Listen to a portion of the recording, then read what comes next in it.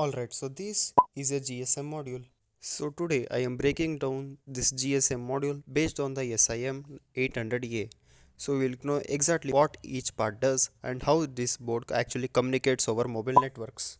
So right here, this silver module here is the SIM800A. It's a quad band GSM module used for calling, SMS and GPRS.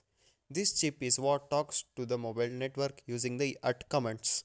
And right here at the front, which you see is a big connector, the DB9 serial port. So it is used to connect the GSM module to a computer or microcontroller through UART.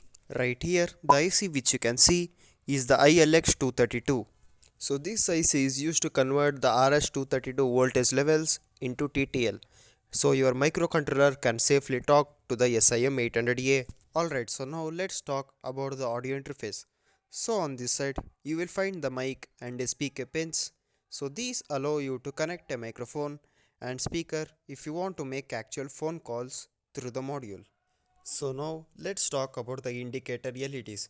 So here you see three LEDs. The PWR LED which shows that the board has power, the signal LED which indicates the network signal issue, and ring LED which blinks when there is an incoming call or SMS.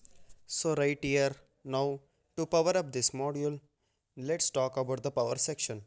So right here, this is the DC jack. This module needs 12 volt input.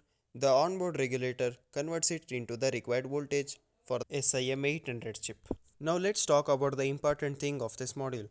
So right at the back side of the module, you can see the SIM card goes under this module and the antenna connector gives a stable network connectivity. So this was how the SIM800A GSM module works, from power regulation to signal processing. If you want more tutorials on the communication modules and electronics, hit the like and subscribe. Thank you for watching.